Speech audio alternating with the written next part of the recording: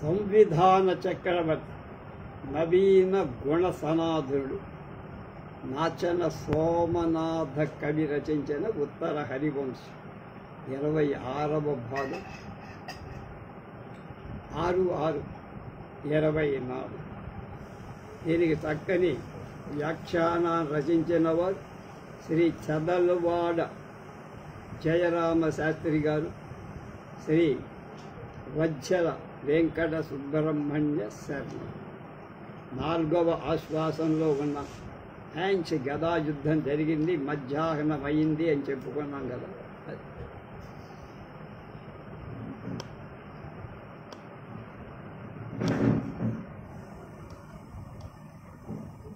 ధనుజ వైరి విచకృతో తలపడుటై హలధరుడు హంసు దాటి సత్యకి ఎదిర్చి దెభకు ముట్కొని రల్ల ఢిడింబు ఉగ్రసేన వసుదేవ నృపతులు ఉత్సాహమెసగ. రాక్షసులకు పగవాడు శత్రువు కృష్ణుడు విచక్రుడితో అంటే నాగేటిని ధరించిన బలరాముడు హంసుడితో సాత్యకి దెభకుడితో ఆ యాదవ సేనలో పెద్దవారైన ఉగ్రసేన వసుదేవుడు ఉత్సాహంతో హిడింబుతో హిడింబుడు వాడి పేరుతో యుద్ధంకి దిగారు. శ్రీకృష్ణ విచక్రుల ధను బాణంతో యుద్ధం, బలరామ హంసులకు గద, సాత్యకి దెభకులకు కూడా ధనుర్తో ఖడ్గ యుద్ధం 2, బలరామ హిడింబులకు ముష్టి యుద్ధం జరిగేది. మరియు దక్కిన వారు తక్కిన రిపు మార్కొన్నచో శౌరి దగ్గరి బాణంబులు 3 పైగంత విచక్రుండు అత్తరి నేశం తెగనిండ నారసము దైత్యారి వక్షస్థల వక్షంబునన్ గరి లోపల్ హరియున్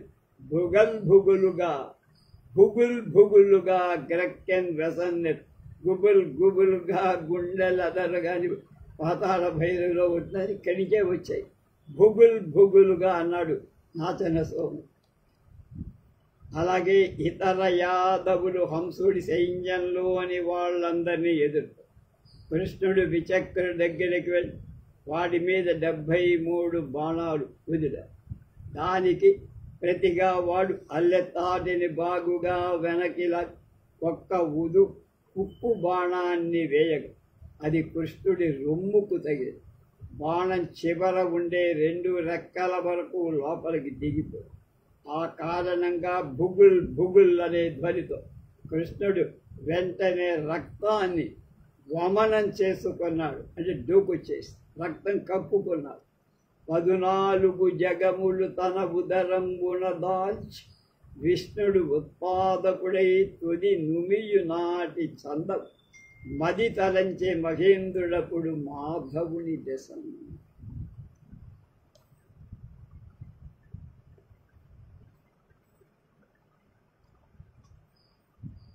పద్నాలుగు లోకాల తన పొట్టలో విష్ణువు ఉత్పాదకుడై చివరికి రక్తాన్ని ఉమివెయ్యటం చూసి ఆనాటి యుద్ధాన్ని చూసి మహేంద్రుడు అప్పుడు మాధవుని దశను మహేంద్రుడు నాడే మాధవుడి దగ్గరికి వచ్చి ఏం చేస్తున్నాడు? హరి నిశితక్షుర ప్రమునతాతని టెక్కము గుచ్చి సారథిన్ బొరిగు 3 తూపుల అపూర్వగతిన్ హరులను వధించి భీకరతర పంచజంజరవ గర్వము చూపిన తేరు డిగ్గి వాడు అరిది గదన్ గదల్చె ధనుజారి కిరీటము తల్లలాడ. హరి వాడి అయిన కృష్ణుడు వాడి అయిన అర్ధచంద్ర బాణం చేత విచక్రుడి యొక్క టెక్కాన్ని దుంచి సారథిని అద్భుతంగా 3 బాణాలతో అతిశయం అశ్వాలను మట్టువే అతి భయంకరమైన శంఖధ్వని అతిశయంగా కనపడగా విచకుడు రథం నుండి దిగి కృష్ణుడి శరీరాన్ని నొసటిని దుస్సహంతో గదతో కొట్టారు. చేరి ఎటు వ్రేసి ధనుదుండు సింహనాద చెటుల వదనుడి దొడ్డ పాషాణముగ శతగుణముల దిప్పి శౌరి వక్షంబు చూసి వైచే అది పట్టుకొని వయాని వైచే విపుడు. ఈ విధంగా గదతో హరి కిరీటాన్ని కొట్టి అతన్ని దగ్గరికి వెళ్ళి విచక్రుడి సింహనాదంతో ముఖం నోరు కలవాడి పెద్ద బండ తీసుకొని 100 సార్లు దాన్ని గెర్ర గెర్ర గెర్ర గెర్ర గెర్ర తిప్పేసి గురి చూసి అతడి రొమ్ము మీద కృష్ణుడు దాన్ని అలా చేత్తో పట్టుకొని ఆ బండని మళ్ళీ వాడి మీదికే విసిరాడు. వాటునను ముచ్చబోయే వాటునన మూర్చపోయే కోటరి దచ్చుండు తెలిసి బొమ్మముడి కినుక జాతగర ఘటిత పటు పరిముఖారూపం చూపి శౌరికి అతడు ఇట్లనియన్. పెద్ద బండ దెబ్బతో విచక్రుడు మూర్ఛపోయి శూరుడైన ఆ రాక్షసుడు తెలివిపడి కనుబొమల ముడులు కోపాన్ని ప్రకటిస్తుండగా గొప్పదైన గుదియ అనేటువంటి ఆయుధాన్ని చేతపట్టుకొని దాని గొప్పతనాన్ని చూసి శ్రీకృష్ణుడితో ఇలా, ఈ పరిగంబు తాకునను నెంతటి వాడవు నీవు కోరిలో ప్రాపయి వచ్చి దేవతల పాలమదీయ భుజాబలంబునే పొడగానవి కొరుకమెత్తనకు చెడిపోయేదేల నీ పాపం నాటి నీవ కదా బాహుల చేవయు నాటిదే కదా అన్ని రెచ్చగొట్టారు. నా బలిష్టమైన ఈ గుదియ దెబ్బలతో అహింసలేవురా, అయిపోతావు నువ్వు డెంబకుడి. కృష్ణుడు అంటున్నా, యుద్ధంలో దేవతలకు సాయమై వచ్చి నా భుజ సారం ఏమిటో తెలుసుకోకున్నావు. నన్ను ఎదిరించడం నీ వల్ల కాదు, నిన్ను పుట్టించిన వాడి వల్ల కూడా. ఎందుకురా మెడిసిబాటు? అయ్యో, నువ్వు నాశనం అవ్వటానికి కారణం నువ్వు చేసిన పాపని. నీ భుజబలమంతా పాతదేరా, కొత్తదే లేదు అని అనుతున్ పరిగము వైచన్ ధనుజాంతకుడు ఒడిసి పట్టి తన ఘనహేతిని తునుకలుగా నరికి నీ పొంగిన ఉడిసెడు బోయననుచు కేలియొనర్చన్. అలా చెబుతూ విచక్రుడు గుదియను వేయగానే శక్తి రాక్షస సంహారి అయిన హరి దాన్ని పైకెగిరి పట్టుకొని తన గట్టి కత్తితో ముక్కలుగా చీల్చి, నీ అతిశయించిన శౌర్యం పీడికడు సగమైపోయింది కదరా అని హేళనగా నవ్వారు.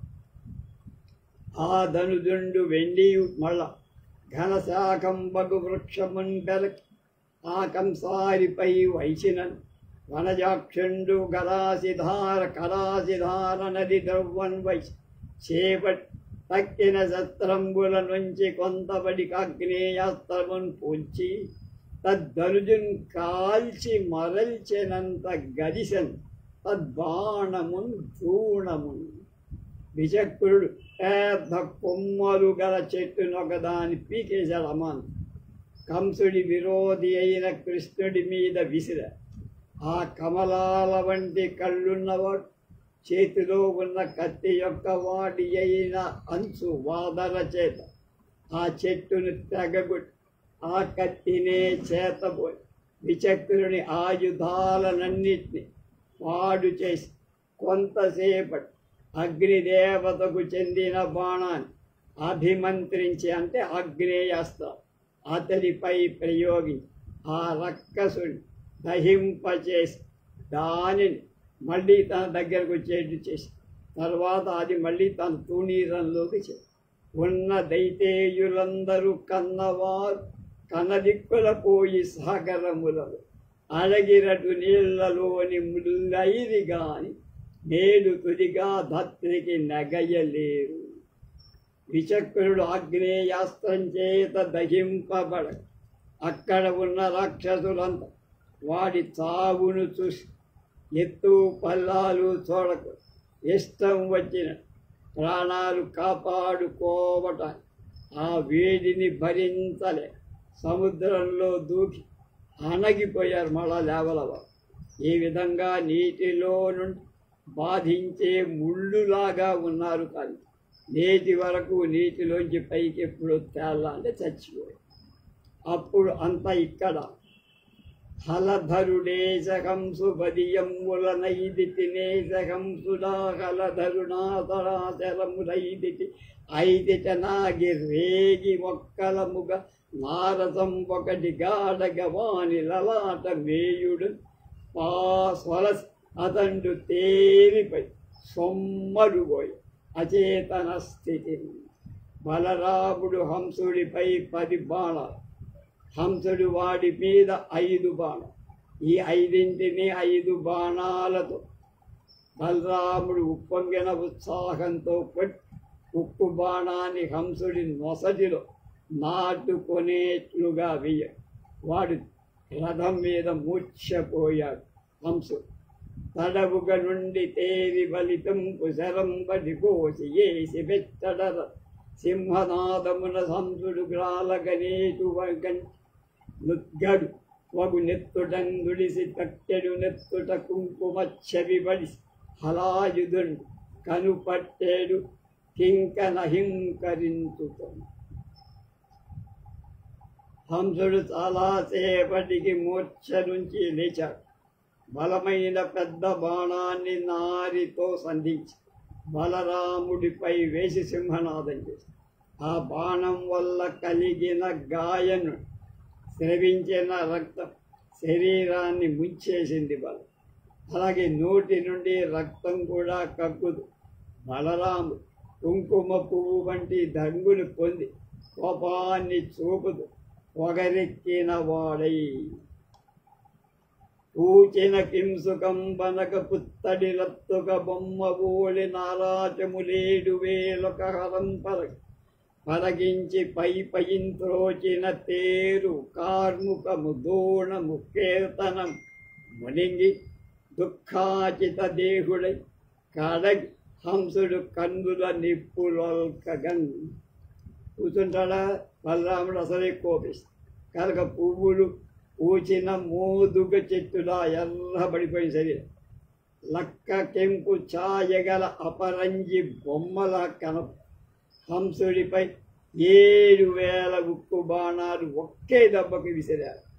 అవన్నీ అతడి రథాన్ని, వెంటిని, అమ్ముల పొదిని, పైన పతాకాన్ని కప్పేసి అప్పుడు హంసుడు బాధ చెందిన శరీరం కలవాడు ప్రయత్నించి కళ్ళలో నిప్పు రవ్వలు వెలుగుతుండగా అంటున్నారు.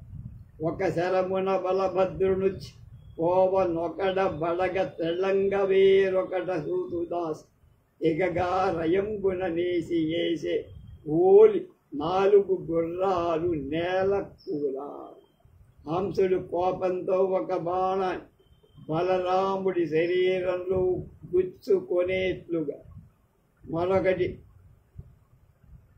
తెట్టెం పడేటు, ఇంకొకటి సూతుడు ప్రాణాన్ని వదిలేటట్టుగా ప్రయోగించి వరుసగా 4 గుర్రాలను కూడా నేల కూల్చేసి వదవీన కినుకం గొదకొని గెదగొని హలధరు రథము కండ్లును నగలుంజది పతాకయు సారథి విదారణము చేసి నిన్ను వ్రీలగనాథ్యన్.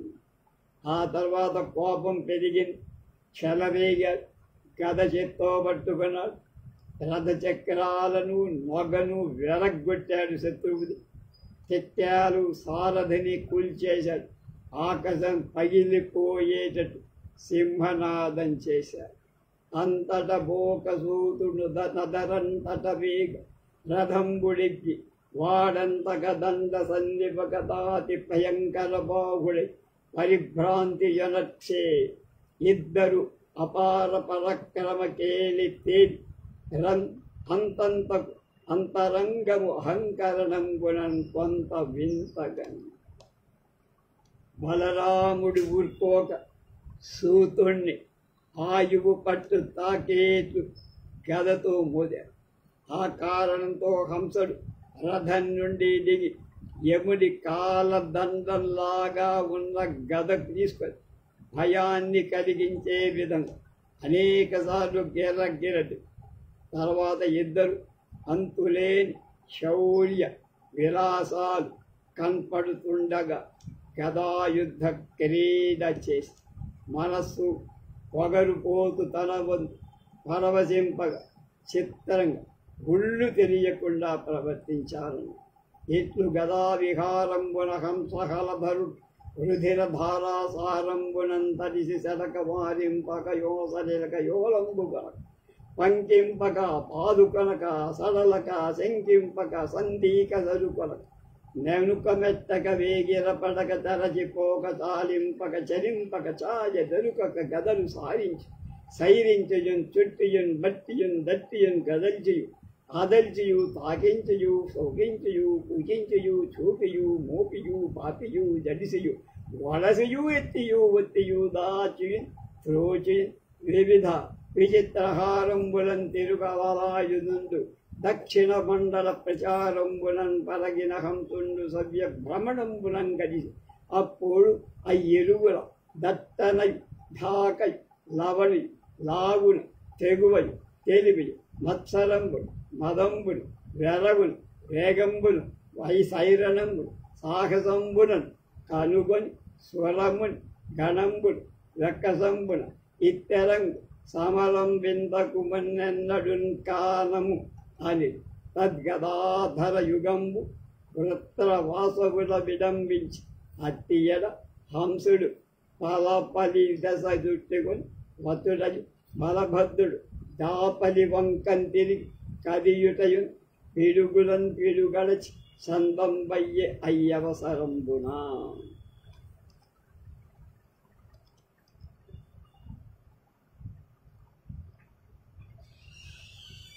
సాయంకాలం సముద్ర ఒడ్డున పోతుండ వృత్రాసురుడిని చంపాడు ఇంద్రుడు. ఆ విధంగా వీళ్ళిద్దరూ భీకరమైన యుద్ధం చేశారు.